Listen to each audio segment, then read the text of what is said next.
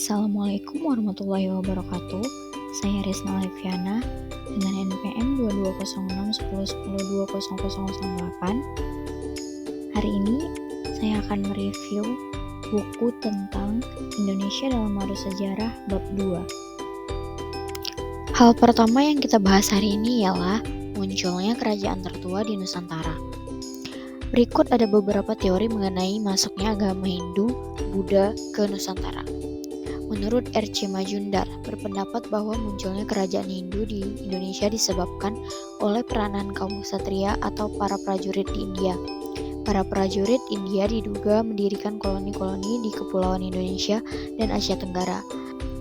Teori ksatria yang dikemukakan oleh R.C. Majumdar tidak didukung oleh data yang memadai. Selanjutnya, N.J. Krom lebih menekankan peranan para pedagang Hindia dalam proses masuknya kerajaan Hindu-Buddha di Asia Tenggara, termasuk ke Indonesia, yang dikenal dengan teori Waisa. Teori ini didukung oleh G. Coates. Namun, teori ini ditentang oleh J.C. Vandler.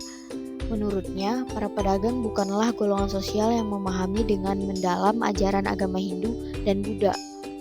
Munculnya proses Indianisasi Indonesia itu disebabkan oleh kaum Brahmana yang diundang ke Asia Tenggara untuk keperluan upacara keagamaan yang dikenal juga dengan teori Brahmana. Namun, ada pula teori dari F.D.K. Bose yang menyatakan bahwa proses Indianisasi di Indonesia dilakukan oleh kelompok tertentu dalam masyarakat, yaitu para administrator atau clerk. Beberapa kerajaan Hindu-Buddha tertua yang muncul di Indonesia antara lain Kutai di Kalimantan Timur pada abad ke-4 atau pertengahan abad ke-5, Tarumanegara di Jawa Barat pada pertengahan abad ke-5, Sriwijaya di Sumatera Selatan pada akhir abad ke-7, Mataram di Jawa Tengah pada awal abad ke-8, Jawa Timur pada abad ke-8, dan Bali pada akhir. Kemudian beberapa penyebab munculnya kerajaan atau negara. Munculnya negara atau kerajaan dapat dipandang sebagai suatu dinamika sosial yang tidak bisa lepas dari jumlah penduduk yang menghuni suatu daerah atau wilayah tertentu. Berdasarkan bukti-bukti arkeologi berupa gerabah dengan pola hias rolet yang ditemukan di Buni, Jawa Barat, dan Sambiran di Bali Utara, bahwa kontak atau pertukaran budaya antara India dan Indonesia sudah terjadi sejak awal abad Masehi. Selain gerabah dengan pola rolet, sejumlah manik-manik dari kaca dan batu yang juga diyakini berasal dari India. Selanjutnya ada konflik atau peperangan. Sering dikatakan oleh para ahli sebagai faktor yang menyebabkan terbentuknya kerajaan atau negara. Konflik atau peperangan yang terjadi pada awal munculnya kerajaan dapat dipandang sebagai persaingan antar kelompok yang bertikai pada masa itu, dan bukan karena faktor ekonomi. Namun, R. Cohen mengatakan bahwa peperangan tidak semata-mata menjadi faktor penyebab terbentuknya suatu negara atau suatu kerajaan. Hal kedua, kita akan membahas proses munculnya kerajaan di Bali. Data arkeologis menunjukkan bahwa sejak zaman akhir prasejarah, Bali sudah menggunakan teknik penguburan menggunakan wadah seperti nekara, sarkofagus, atau tempayan. Pada masa akhir prasejarah Bali, sudah terlibat dengan perdagangan jarak jauh dengan bukti ditemukannya gerabah India dengan pola hias rolet dan sejumlah manik-manik kaca dan sejenis karnelian di situs arkeologi Bali. Selain perdagangan dengan pihak luar, Bali diduga juga terlibat perdagangan antar pulau yang dibuktikannya dengan temuan pekerjaan berbahan logam, dan diketahui bahwa di Bali tidak menghasilkan logam, timah, dan tembaga. Bali juga diyakini memiliki hubungan intensif dengan Bali bagian pedalaman. Dilihat dari bentuk sarkofagus yang ditemukan di daerah pedalaman memiliki kesamaan dengan Bali yang ada di pesisir. Kondisi sosial ekonomi masyarakat Bali pada masa akhir prasejarah tampaknya cukup makmur. Dilihat dari sistem penguburan mayat dengan sarkofagus dan jumlah bekal kubur yang disertakan memerlukan biaya yang cukup besar. Juga temuan negara Pejeng yang merupakan negara terbesar yang pernah ditemukan di Asia Tenggara. Perekonomian masyarakat Bali pada waktu itu sangat mungkin bertumpu pada pertanian. Menurut Prasasti Manukaya, yang berangka tahun 960 bahwa pada masa ini Bali sudah mengenal sistem irigasi. Namun ada pula yang meyakini tanggul yang dibangun tersebut itu dibuat untuk kepentingan upacara keagamaan. Prasasti tersebut berasal dari abad ke-9 sampai 10 Masehi, dan Bali pada masa saat itu merupakan sebuah kerajaan atau negara yang diperintah oleh dinasti Warmadewa. Ada pula keterangan yang berkenaan dengan nama tokoh atau raja yang tersurat dalam prasasti yang berasal dari 882 sampai 1011. Sebagian besar menggunakan gelar ratu. Dalam kurun waktu 129 tahun ada 7 orang raja, yaitu Kesari Warmadewa, Urgasena, Tabandra Warmadewa, Jayasingha Warmadewa, Jayasandu Warmadewa, Wijaya Mahadewi, dan Udayana. Hal ketiga yang akan kita bahas adalah Mulawarman atau Kutai di Kalimantan bagian timur. Kerajaan Kutai merupakan kerajaan pertama di Indonesia yang sudah mengenal tulisan, yang artinya pada masa ini Nusantara sudah mulai memasuki masa sejarah. Kerajaan Kutai ada setelah penduduk Nusantara mengadakan hubungan dagang dengan India dan Cina, yang sudah berlangsung sejak abad pertama Masehi. Proses Indianisasi pada masa ini karena persinggahan para pedagang-pedagang India di Indonesia guna menunggu angin muson timur bertiup.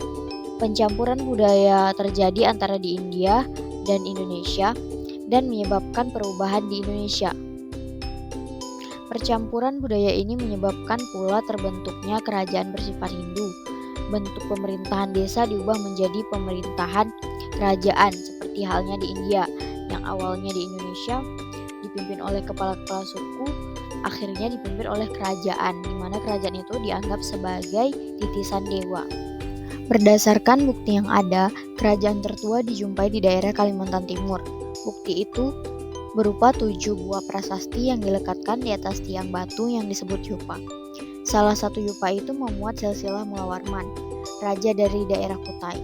Dan yupa tersebut kita dapat memperoleh informasi mengenai ayah dari Mulawarman, yakni Aswawarman, yang dianggap sebagai pendiri dinasti Pansakarta. Keterangan mengenai agama yang dianut oleh Raja Mulawarman juga bisa diketahui dari yupa. Keterangan salah satu yupa menyebut sebuah bangunan suci yaitu Waprakeswara yang selalu dihubungkan dengan Dewa Trimurti yaitu Brahma, Wisnu, dan Siwa. Juga ada penyebutan mengenai Angsuman yang merupakan dewa matahari dalam sejarah Hindu. Jadi, dapat disimpulkan bahwa agama Aswawarman merupakan agama Hindu. Selain ketujuh yupa, tidak ada sumber lainnya mengenai daerah Kutai. Hal keempat yang akan kita bahas adalah Purnawarman atau Tarumanegara di Jawa bagian barat. Sejarah kerajaan Tarumanegara sebagai sebuah kerajaan tertua di Jawa hingga kini masih belum tersusun dengan lengkap. Kemunculan Tarumanegara dalam arena sejarah Nusantara membuka babak baru kehidupan sosial budaya yang bercorak Hindu-Buddha. Kerajaan ini diyakini mulai berkembang sejak abad ke-5 sampai 8, yang berdasarkan pada temuan enkripsi dan peninggalan arkeologi lainnya yang dapat diidentifikasikan sebagai peninggalan dari kerajaan Tarumanegara. Yang pertama, enkripsi Raja Purnawarman. Dari 7 buah enkripsi, hanya 5 enkripsi yang dapat dibaca dan diketahui isinya, yaitu ditulis dengan aksara Palawa dan bahasa Sangsekerta. Yang pertama, Prasasti Tugu, ditemukan di Kampung Batumbah, Desa Tugu dekat Tanjung Priuk, Jakarta.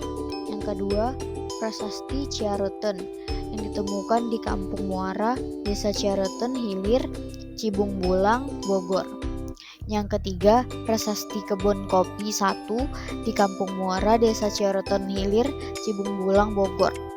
Yang keempat, Prasasti Muara Cianten, terletak di Muara Kali Cianten, Kampung Muara, Desa Ciareten Hilir, Cibung Bulang, Bogor. Yang kelima, Prasasti Jambu atau Pasir Kolengka, di Bukit Kolengka, Desa Parakan Muncang, Nanggung, Bogor. Yang keenam, Prasasti Lidang Liang atau Lebak di tepi Kali Lidang Liang, Desa Lebak, Manjul, Banten Selatan. Yang ketujuh, Prasasti Air Awi di Bukit Pasir Awi, kawasan perbukitan Sukamakmur, Bogor. Adapun kehidupan masyarakat pada masa Tarumanegara adalah dalam berita Cina dari zaman dinasti Sung 420 sampai 479 disebutkan adanya sebuah perdagangan yaitu Kou Ying yang diidentifikasi oleh Owe Waltzer dengan Karawang yang terletak di pantai utara Jawa Barat. Dapat disimpulkan bahwa diduga pada masa awal perkembangannya, Tarumanegara telah memiliki pelabuhan yang menjadi pusat perdagangan di kawasan Asia Tenggara.